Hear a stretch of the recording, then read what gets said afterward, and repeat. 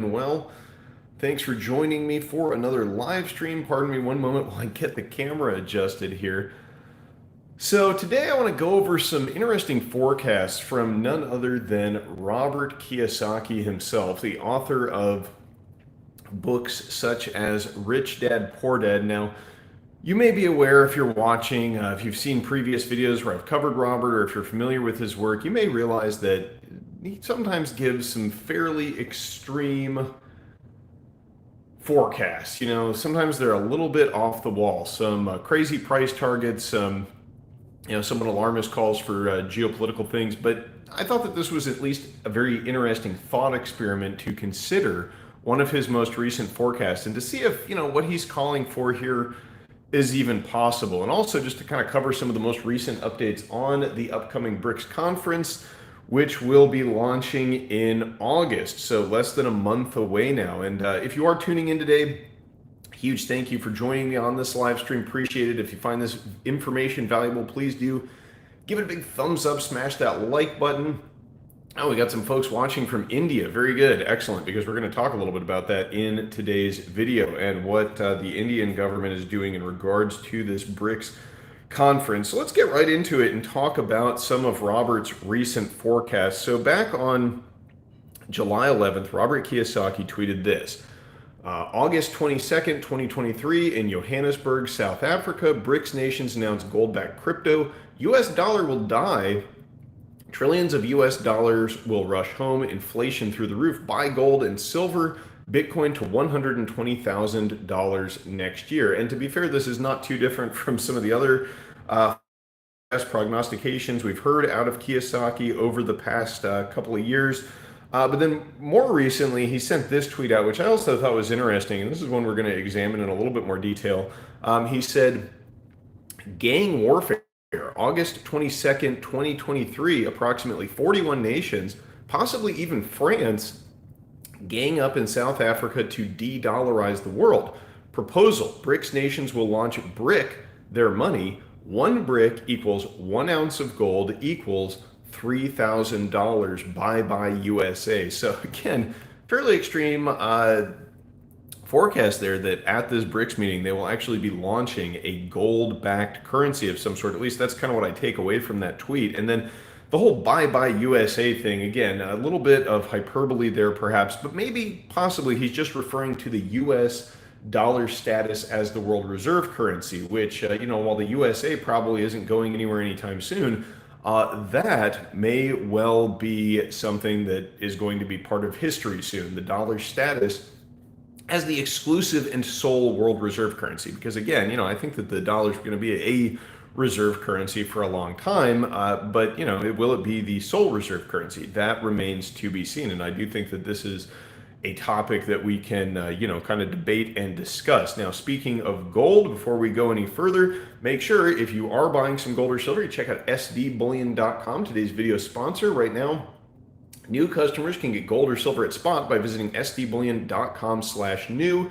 And they've got a bunch of really good sales going on right now on their deals page. So you can go check that out if you are doing some stacking. Now, one of the things, this is a story that I thought was interesting to cover in regards to this BRICS currency. This is from Reuters 5 days ago. China state banks selling US dollars to prop up yuan. They're quoting some sources familiar with the matter here in this report. And, that is interesting that now Shanghai, they have been selling dollars out of their Forex reserves to prop up the yuan. Now, the yuan has depreciated significantly this year against the US dollar, about 3.5%. It's one of the worst performing Asian currencies. But however, China does have one of the biggest global Forex reserves. I think they have the biggest Forex reserves, if I'm not mistaken, of any country around the world. And now they are dumping dollars. And hey, Constitutional Stacker, $2 super chat. Thank you so much for that, sir. Appreciate that. Make sure, guys, if you haven't checked out Constitutional Stacker's channel, you check him out and give him a sub after this live stream is over, of course. Yeah, I've got someone in the chat there saying India restricts rice exports is something that I find intriguing. I did a video a couple days ago covering that, and also the Black Sea grain deal, which has been canceled between Russia and Ukraine. So yeah, I do think rising food prices are going to put some upward pressure on inflation very soon. Um, Regarding back to the topic of the BRICS organization, this is interesting. Now, I try to be objective on this channel. A lot of times people would call me a shill, say I'm pumping gold and silver, but I really do try to be objective. It's just that most of the time, the news is not looking good for the dollar. But this one gave me some, I think should give us all some pause and some reflection. This is a headline from Bloomberg. China's push to expand BRICS membership falters. So, in addition to this gold-backed currency that they're talking about potentially launching at this BRICS meeting, another topic that has been the BRICS expansion. That's been the two big parts of the agenda, right? This common currency potentially backed by gold, and then also the potential inclusion of these, potentially 41 countries. I think it's closer to 20 countries that have officially petitioned to join the BRICS, but we also have several other countries that have made sort of more informal overtures to express their interest in joining. And this article from Bloomberg indicates that they are now experiencing a bit of pushback from both India and Brazil. So China, according to this article, at all of the preliminary meetings leading up to the BRICS conference, have been pushing heavily for BRICS expansion. Specifically, they really want to get Saudi Arabia and Indonesia into the fold, and probably Iran also. I mean, I take the fact that China, brokered this peace deal between Iran and Saudi Arabia earlier this year in the lead up to this meeting as an indication that they want to, probably include Iran in the fold as well. And we've certainly heard, plenty of rumors surrounding that. Iran has formally applied. But it looks like they're getting some pushback from India and Brazil. So that is interesting. India saying that they would prefer to focus on alternative potential members such as Argentina, more democratic nations, less autocratic than Saudi Arabia and Iran. And then Brazil also is kind of trying to position themselves, I think, to remain, somewhat neutral between the West and some of the more antagonistic BRICS countries, such as Russia and China. The Russians, they say that they have, supported the idea of expanding, but not as fervently as China. So China is the big driver for expansion here, and we know they've already got considerable consolidation among the global South. They got the Shanghai Cooperation Organization, which Saudi Arabia has become a member of recently.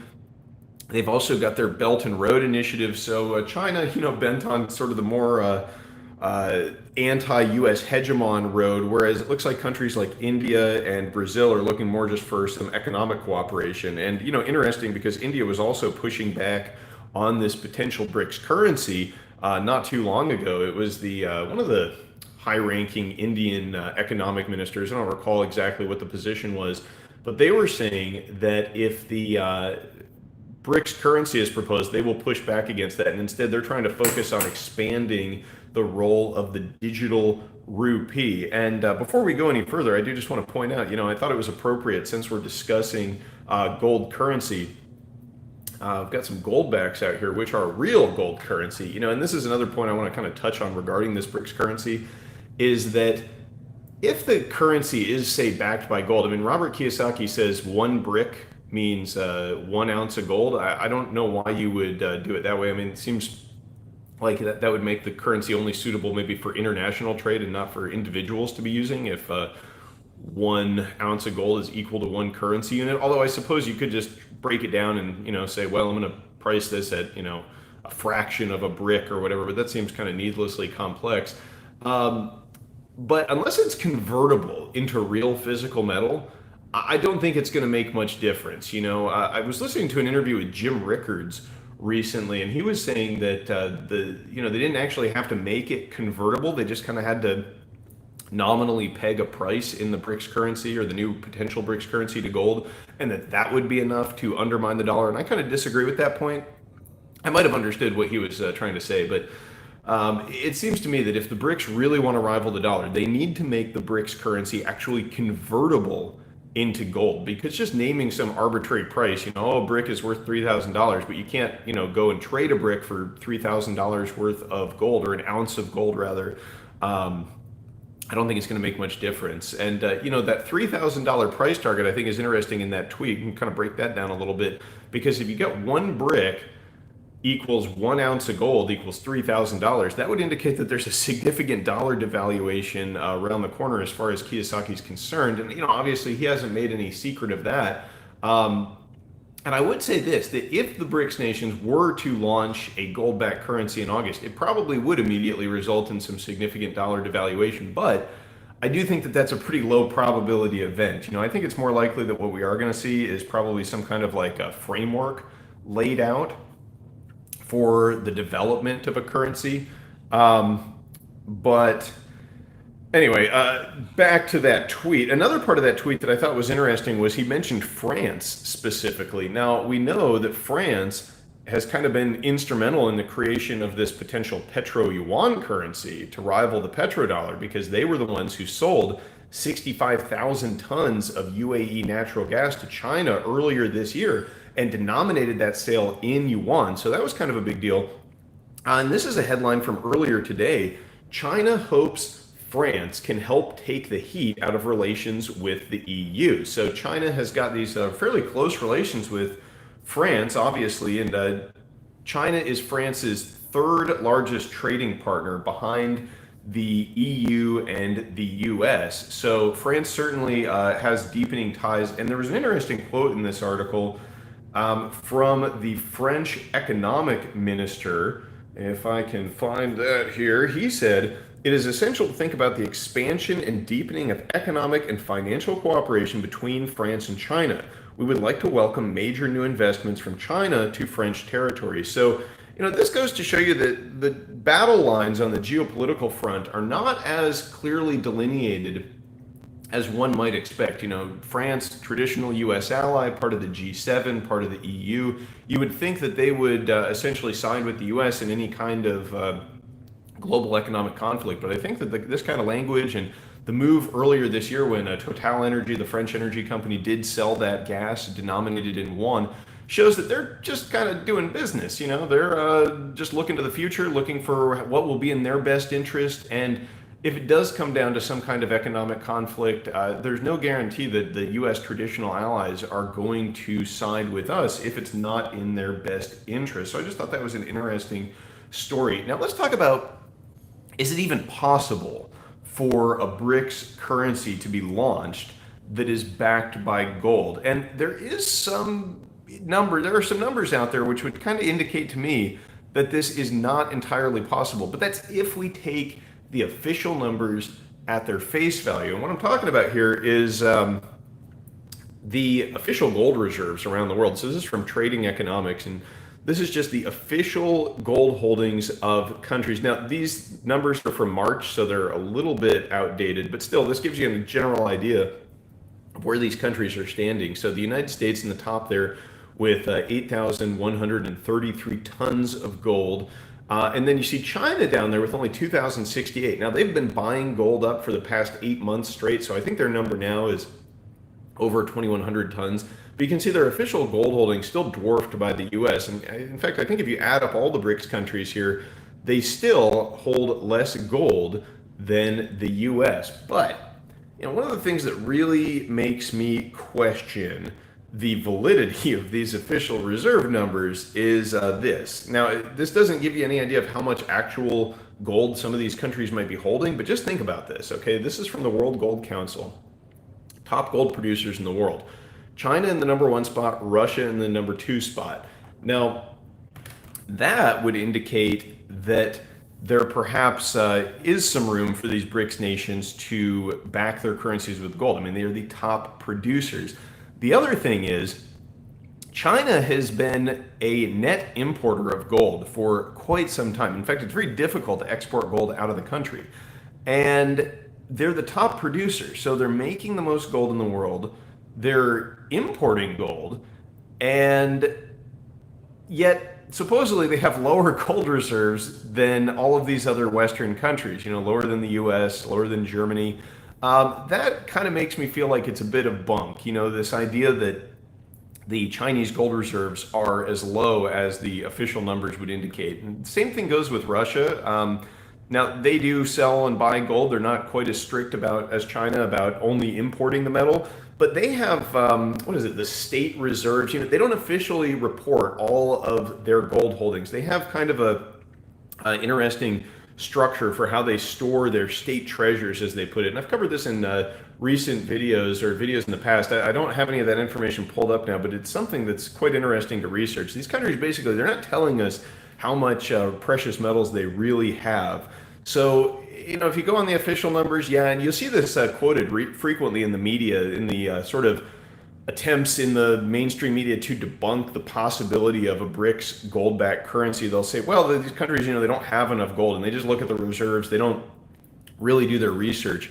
So, it is possible that they've got a lot of gold that they're sitting on, and they're just waiting for the, most opportune moment to reveal it. And what better time to launch, or rather to reveal your, massive gold holdings that you've been kind of building up as a war chest than when you potentially launch a currency. So, I know all of this is somewhat speculative. Obviously, I don't have any hard evidence that they have these, massive gold stockpiles, that they're going to be launching a gold-backed currency. But I think that this stuff kind of gets dismissed out of hand. So while Robert Kiyosaki's forecast may kind of be at one extreme end of the spectrum, this narrative that the BRICS countries are just not even capable of launching a gold-backed or commodity-backed currency are at the other hand. And I think the truth is probably somewhere in the middle. And so, what I'm kind of expecting at this BRICS meeting is that they will launch some kind of a framework for the creation of this currency. Now, we've talked recently about how some South African officials, a South African diplomat, and again, this Indian economic minister have told us that there, won't be a BRICS currency. But you also have some other folks on the other side of things. You've got Sergei Lavrov, for example, who's the Russian foreign minister, highly respected diplomat around the world, very seasoned, kind of elder diplomat. And I know, he's kind of a controversial figure because of the war going on and the fact that everything to do with Russia is just hyper polarizing. But, he tells us that they're going to be working on a currency. So I kind of tend to believe that he is the one who has an accurate picture of what is going on. So at the end of the day, we're not going to know until August 24th, what's going to happen with BRICS. And we may not even know then. We've got some folks in the chat saying, Kiyosaki said gold and silver will go to $600 a year ago. Yeah. Well, like I mentioned, Kiyosaki tends to have some fairly extreme forecasts. And if anything, I think he's onto something, but he just has the, tendency to maybe jump the gun and give too short timetables. And trying to time anything in these markets, of course, very difficult. Something like the dollar, which has been the world reserve currency since, the 1940s, really, with the Bretton Woods Agreement and all of that going on following World War II. You don't depose something like the US dollar overnight. It takes time. It's not the sort of thing that just disappears. Even if the BRICS do launch a currency and the dollar does get devalued in short order, the dollar's not going anywhere in terms of just being a currency. It's going to be around for a while. But I do think that these things, while they move slowly, they kind of move slowly for a while, and then it happens all at once. And that is what we should be preparing for, if you ask me. It might not be at the BRICS summit. It might be some other time. It might be when Taiwan gets invaded, or if a conflict between NATO and Russian forces breaks out in a bigger way in Eastern Europe, or just some completely unforeseen event. But we've got this huge minefield of economic black swans that we have potentially set ourselves up to step on in the dollar, and we've made our economy in the U.S. so fragile by getting so indebted, by becoming so dependent on foreign actors buying up our inflation and buying up our treasuries and buying up our debt, and by getting into this situation where the Fed is trying to fight inflation and shrink their balance sheet at the same time that we have a major banking crisis, a major recession rearing its head in the U.S., that ultimately I think that a dollar devaluation event, possibly a return to some kind of hard money currency, maybe not even from the BRICS, who knows where that might come from. But I just think that, when the dollar, which is the world reserve currency, it's been a purely fiat currency since 1971, when it begins to devalue, which ultimately is inevitable, folks are going to look for some kind of a replacement. And if it's not a BRICS currency, who knows? Maybe we'll just all be using gold backs once, the shizzy hits the fizzy, so to say, to quote Canadian Prepper. Maybe we'll just be using these, or maybe we'll be using old silver dollars. I don't know. If a BRICS currency gets launched, I'm not going to be trying to get my hands on BRICS currency units. I'm just going to be trying to get my hands on the real thing. But it certainly is an interesting thought experiment to speculate about what may come in August. And we're not going to have to wait long now to find out, folks. It's less than a month away.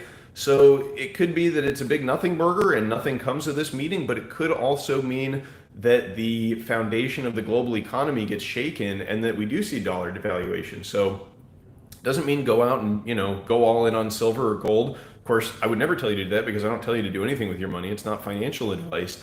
But I do think that having some physical metal, at the very least as an insurance policy, is a wise decision. Sean Fu, he says gold and silver are like a credit default swap against currency failure. And I definitely agree with that sentiment. I have a little bit more than an insurance policy, I would say, in terms of my portfolio allocation to precious metals, because I think that it's going to be a situation where we not only can protect our purchasing power, but potentially even see significant gains in purchasing power by holding gold and silver as other assets devalue and safe havens get bid up. But worst case scenario, it's generational wealth. You can pass it on, you can hold on to it. Certainly gold backs are very cool. If you live in one of the gold back states, you can even just go out and spend these things, and try to educate people about sound money. If you're interested in getting some gold backs, by the way, there is an affiliate link down in the description to the Alpine Gold Exchange. You use that link, you buy anything there, it does help support the channel at no additional cost. So a huge thank you in advance if you do decide to do that. Also, SD Bullion has some really good prices on these larger gold back notes. And, can always just go with the old school constitutional silver. That's some of my favorite stuff too, because, it wasn't that long ago that in the United States we had metal backed money. Everybody talks about gold standard and silver like it's some, anachronistic throwback, but it's really not. I mean, this is from 1964, folks. There's plenty of people who are alive today who were alive back then when we were actually using hard money. Got some folks in the chat there saying when the SHTF happens, an ounce will be an ounce. Yeah, maybe. I think that a 1 ounce gold coin might not have quite the same utility as a 1/1000th ounce gold back. Just my thoughts. That's why I have some of these and why I stack them. I think they're maybe a little bit more suited. Someone says constitutional silver at 40% premium. Yep. Premium still very high on constitutional silver. I mean, think about it. They haven't made this stuff in almost 6 decades. We're heading up next year. It'll be the 60th anniversary of the end of sound money in the U.S. in the sense that, the silver was pulled out of our coinage. And of course, didn't take long after that happened for the dollar convertibility into gold to be ended as well. That's about as long as a currency can run, if you ask me, as a fiat currency backed by nothing but faith and credit. The dollar is getting a little long in the tooth. We're looking at more than 5 decades of status as just a pure fiat currency, funny money, monopoly money, whatever you want to call it. And I mean, the signs are all around, folks. The signs are all around. The devolution of the geopolitical situation, the destruction of the dollar's purchasing power, the massive debts and deficits, the trend that we've seen for the past decade plus of the Fed just papering over every small amount of economic pain, running the printing press, telling us, oh no, this is just an emergency measure, we're going to reverse all of this QE, don't worry. I mean, and here we are, 15 years later, and still the U.S. The Fed's balance sheet just continuing to grow up. Sure, it comes down a little bit. They do a little bit of QT and then a bunch of QE. They sell a few bonds and then they buy a couple trillion. So that's pretty much my take on this. Is Robert Kiyosaki right? I mean, again, who knows? He's just speculating. I think people like to kind of pile on when you speculate. I think it takes a lot of guts to make a call. And obviously no one knows for sure, except maybe some folks in China or Russia. But time's going to tell. And I have a suspicion that even if this year we don't see BRICS commodity-backed currency one very well may be on the way. And at the very least, I think we're going to see a nod in that direction and perhaps the foundation laid for such a thing. And to be honest with you, that might be enough to trigger a significant dollar devaluation. You know, if the BRICS countries, they don't launch a currency, but they, give us some more information about one that there might be launching in the future, that alone could be enough to devalue the dollar to some extent. Someone says BRICS will be a pump and dump. Maybe, I don't know. I mean, I don't think that the powers in these BRICS nations and here in the U.S. I mean, they're playing geopolitics at a very high level. I think they're kind of beyond the idea of a pump and dump. Although, we got plenty of Ponzi schemes going on here, so who knows? This is one other story. This is an old one that we've covered before, but this story from Russia briefing, Russia and Iran taking steps towards a gold stablecoin. This is an interesting one to cover if you haven't looked at it. And yet basically, the central banks of these two countries have been cooperating to create this stablecoin cryptocurrency that's backed by gold. And the reason I wanted to cover that is just to kind of address the last bit of that tweet from Robert Kiyosaki, where he says that it'll be a gold-backed cryptocurrency. And, that is not as crazy a speculation as a lot of people might make it out to be. I mean, the Russian and Iranian central banks have told us that they're working on such a thing, and they've been working on it for some time. And, part of this is to avoid the SWIFT system. Both of the countries have been kicked out of SWIFT. But I think it's a little bit more than that, because if they just wanted to circumvent SWIFT, they don't need to back the cryptocurrency or the stable coin by gold. So it's going to be very interesting. We will see if these reports of the BRICS countries kind of dissenting to expansion and a new currency creation are just obfuscation, or if they're real. But it's just going to be time. Time will tell, and it's certainly going to be an interesting ride for the rest of this year. So buckle up, everybody. Get yourself some physical metal. Again, not financial advice, but I would not want to head into the second half of 2023 here holding just fiat assets and digital assets. I think it's a good time to have some money in your hand that you can hold, the real kind that's been around for thousands of years.